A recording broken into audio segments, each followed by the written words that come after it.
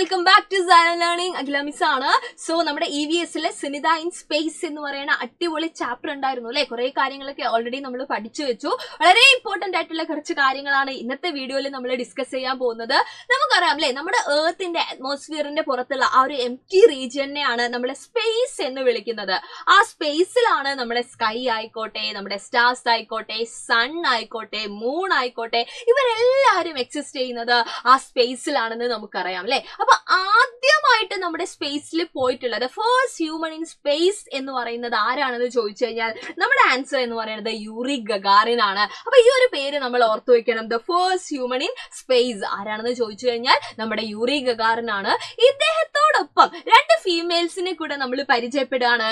ഒന്ന് നമ്മുടെ കൽപ്പന ചൗളയാണ്. കൽപ്പന ചൗള എന്ന് പറഞ്ഞാൽ ദ ഫസ്റ്റ് ഇന്ത്യൻ ഫീമെയിൽ അല്ലെ, the first woman of Indian origin to go into space. അപ്പൊ കൽപ്പന ചൗള മറ്റൊരു ഡിസാസ്റ്ററിൽ എന്ത് ചെയ്തിട്ടുണ്ട്, മരണപ്പെട്ടു പോയിട്ടുണ്ട്. ഇനി നമ്മൾ ഓർത്തു വെക്കേണ്ടത് നമ്മുടെ സുനിത വില്യംസിനെയാണ്. സുനിത വില്യംസ് എന്ന് പറഞ്ഞാൽ ഒരു ഇൻഡോ US ആസ്ട്രോണറ്റ് ആണ്. Second American astronaut of Indian heritage to go to space. അപ്പൊ നമ്മുടെ സുനിത വില്യംസ് നമ്മുടെ ചാപ്റ്ററിലുള്ള ആളാണ് അല്ലെ. ഈ സുനിത വില്യംസിന്റെ പേരില് രണ്ട് എന്തുണ്ട്, റെക്കോർഡ്സ് ഉണ്ട്, വേൾഡ് റെക്കോർഡ്സ് ഉണ്ട്. ഒന്നെന്ന് പറഞ്ഞു കഴിഞ്ഞാൽ the woman who has spend the longest time in space. നമ്മുടെ സ്പേസിൽ കൂടുതൽ ടൈം സ്പെൻഡ് ചെയ്തിട്ടുള്ള വുമൺ ആരാണെന്ന് ചോദിച്ചു കഴിഞ്ഞാൽ നമ്മുടെ സുനിത വില്യംസ് ആണ്. അതേപോലെ തന്നെ the woman who walked for the longest time in space അല്ലെ, നമ്മുടെ സ്പേസിൽ കൂടെ ഏറ്റവും കൂടുതൽ ദൂരം അല്ലെങ്കിൽ ഏറ്റവും കൂടുതൽ സമയം വാക്ക് ചെയ്തിട്ടുള്ളതും ആര് തന്നെയാണ്?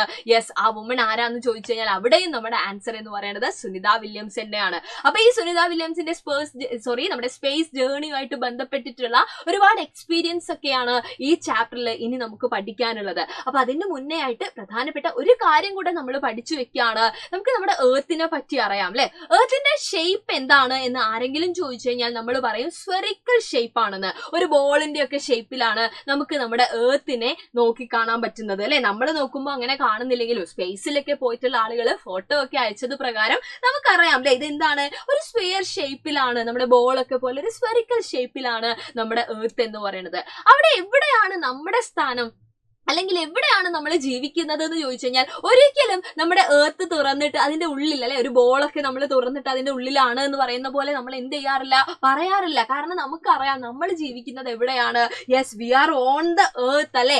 അതുകൊണ്ടാണ് നമുക്ക് നമ്മുടെ സ്പേസിൽ അല്ലെങ്കിൽ നമുക്ക് നമ്മുടെ എന്താണ് സ്കൈനെയും അതേപോലെ നമ്മുടെ സ്റ്റാർസിനെയും നമ്മുടെ സണ്ണിനെയും മൂണിനെയും ഒക്കെ എന്ത് ചെയ്യാൻ പറ്റുന്നത്, ഈ എർത്തിൽ നിന്നുകൊണ്ട് നമുക്ക് കാണാൻ പറ്റുന്നത്. നേരത്തെ പറഞ്ഞ പോലെ ഉള്ളിലായിരുന്നെങ്കിൽ ഒരിക്കലും നമ്മുടെ എർത്തിന്റെ ഇൻസൈഡ് ദ എർത്ത് ആണ് നമ്മളെ പൊസിഷൻ എങ്കിൽ ഒരിക്കലും നമുക്ക് എന്ത് ചെയ്യാൻ പറ്റില്ല, ഇവരെ ഒന്നും നമുക്ക് കാണാൻ പറ്റില്ല അല്ലെ.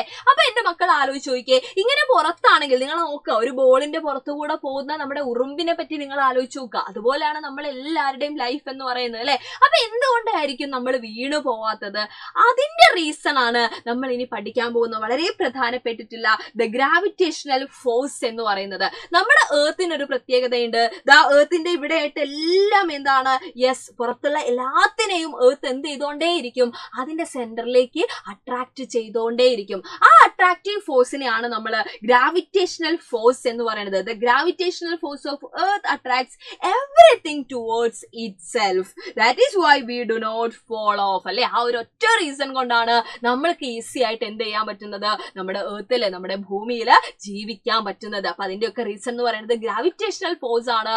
ഇത് കണ്ടുപിടിച്ചിട്ടുള്ളത് നമ്മുടെ ഐസക് ന്യൂട്ടൺ എന്ന് പറയുന്ന, നമ്മുടെ തലയിൽ ആപ്പിൾ വീണ കഥയൊക്കെ മക്കൾ കേട്ടിട്ടുണ്ടാവും അല്ലെ. അപ്പൊ ഐസക് ന്യൂട്ടൺ എന്ന് പറയുന്ന ഫേമസ് ആയിട്ടുള്ള സയന്റിസ്റ്റ് ആണ് ഈ ഗ്രാവിറ്റേഷണൽ ഫോഴ്സ് എന്ന് പറയുന്ന ആ ഒരു കോൺസെപ്റ്റ് കൊണ്ടുവന്നിട്ടുള്ള ആള് അല്ലെ. അപ്പൊ നമ്മൾ എന്താണ്, എന്ത് സാധനം മുകളിലേക്ക് എറിഞ്ഞാലും അത് താഴേക്ക് വരുന്നുണ്ട് അല്ലെ. നമ്മൾ ഈവൻ ഒന്ന് ചാടിയാലും താഴേക്ക് തന്നെ വരുന്നുണ്ട് അല്ലെ. സോ നമുക്ക് പറയാം the earth pulls everything towards itself, earth attracts everything towards itself. അതാണ് അതിന്റെ റീസൺ ആണ് നമ്മുടെ ഗ്രാവിറ്റേഷണൽ ഫോഴ്സ് എന്ന് പറയുന്നത്.